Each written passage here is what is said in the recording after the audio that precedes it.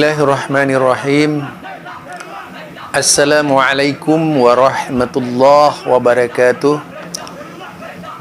Alhamdulillahilladzi arsala rasulahu bil huda wa dinil haq liyudhhirahu 'alad dini kullih wa kafa billahi syahida. Fa inna ahsanal kalami kalamullah wa khairal huda huda Muhammad sallallahu alaihi wasallam wa syarrul umuri muhdatsatuha. Kembali bersama saya Zulkarnain El-Maduri. Berikut terkait pembicaraan soal zikir. Banyak orang mencari cara menenangkan hidupnya. Banyak orang mencari solusi dalam menghadapi problem kehidupan. Tak sedikit mencari cara agar terhindar dari malapetaka, terhindar dari kemiskinan, terhindar dari musibah, terhindar dari penyakit.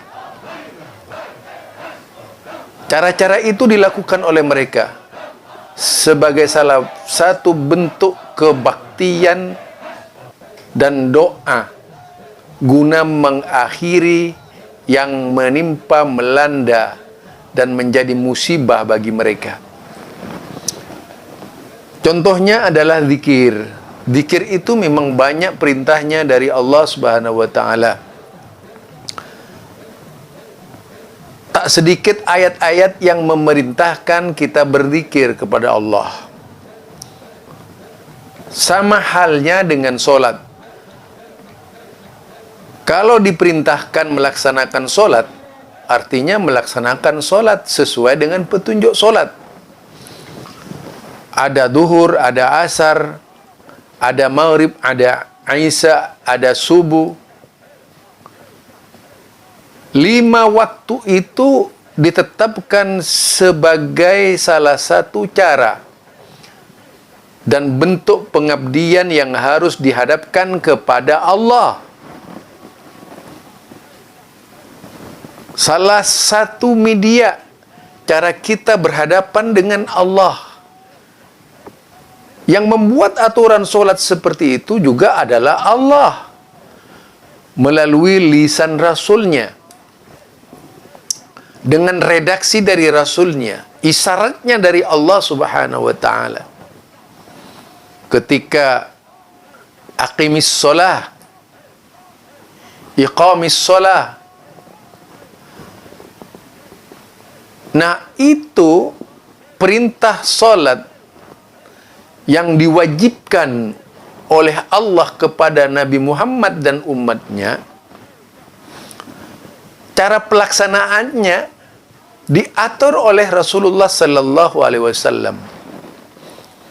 Karena masuk dalam ranah ibadah kepada Allah. Sama halnya dengan zikir. Zikir juga itu perintah Allah. Sudah semestinya harus didasarkan kepada contoh dari Rasulullah sallallahu alaihi wasallam. Tak berzikir semau-maunya sebagaimana yang biasa dilakukan oleh kelompok-kelompok thariqah. Salah satu tradisi yang berkembang di masyarakat adalah tradisi saman. Ada orang yang berzikir sampai tergila-gila. ngamuk-ngamuk, kesurupan dan sebagainya, hilang kesadaran, hilang ingatan. Ada seorang zikir, seorang perempuan yang berzikir hingga ada yang telanjang. Naudzubillah min dzalik.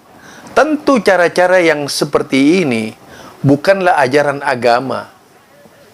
Cara-cara seperti ini bertolak belakang dengan agama. Karena hakikat zikir sebagaimana firman Allah, ya ayyuhalladzina amanu tatmainnu qulubuhum. Wahai orang-orang yang beriman, hati-hati mereka tenangkanlah. Bidzikrillah, dengan berzikir kepada Allah Subhanahu wa taala. Ala bidzikrillah tatmainnul qulub. Ketahuilah, ingatlah, dengan berzikir kepada Allah, Anda akan menjadi tenang hatinya.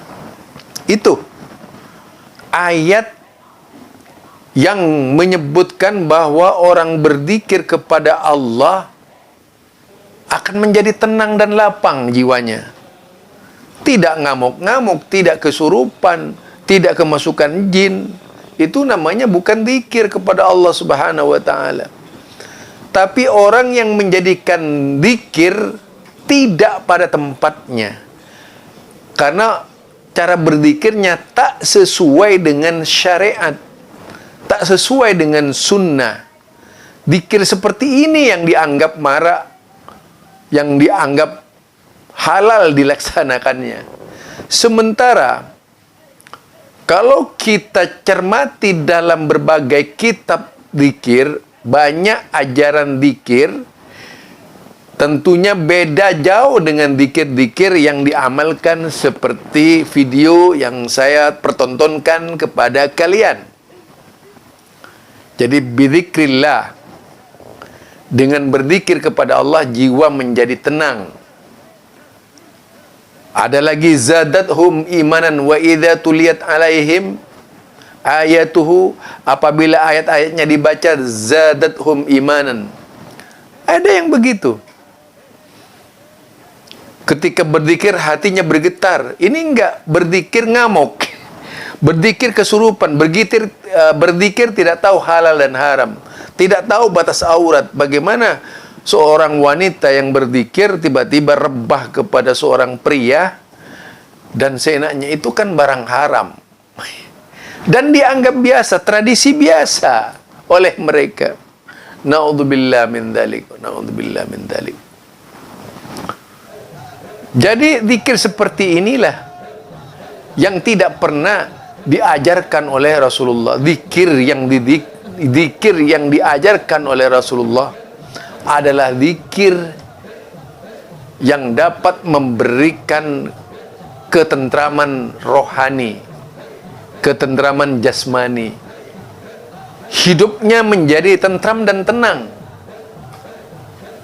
tidak menimbulkan kemelut diri, tapi perasaan pasrah kepada Allah yang muncul, bukan ngamuk-ngamuk dan sebagainya. Karena banyak kemungkinan zikir yang ngamuk-ngamuk itu, pertama memang tidak mengikuti cara Rasulullah sallallahu alaihi wasallam dalam berzikir, tidak tahu aturan zikir. Zikir itu kan ada kaifiat yang diajarkan oleh Rasulullah sallallahu alaihi wasallam. Sesudah sholat misalnya ada zikir, itu kaifiatnya diatur oleh Rasulullah sallallahu alaihi wasallam. Ada zikir pagi dan petang. Ada zikir dalam sholat. Banyak jumlah dari macam-macam zikir yang diajarkan Rasulullah kepada kita sekalian. Namun kita tidak melaksanakan sebaik-baiknya, malah terperosok kepada ajaran zikir yang tak ada tuntunannya dari Rasulullah sallallahu alaihi wasallam, hingga campur baur, ikhtilat antara laki-laki dan perempuan, tak ada batasan dan sebagainya. Jadi itu yang tidak kita sukai dari bentuk-bentuk zikir yang banyak dikenal dengan istilah saman misalnya ya. Itu sampai jingkrak-jingkrak. Sudah tidak tahu malu sama sekali. Masa iya zikir mendatangkan tidak tahu malu dan sebagainya? Bukan zikir namanya. Masa iya seorang wanita itu sampai memeluk laki-laki dalam berzikir? Zikir apaan itu namanya? Bukan zikir kepada Allah, tapi mendatangkan setan gitu. Jadi kesimpulannya, orang berzikir menurut Allah yaitu menenangkan hati mereka dengan cara berzikir. Dan ketahuilah bahwa zikir itu bisa membuat tentram hati kalian. Berzikirlah sesuai syariat, berzikirlah sesuai aturan sunnah. Jangan berzikir semau gua. Subhanakallahumma wa bihamdika asyhadu an la ilaha illa anta astaghfiruka wa atubu ilaik.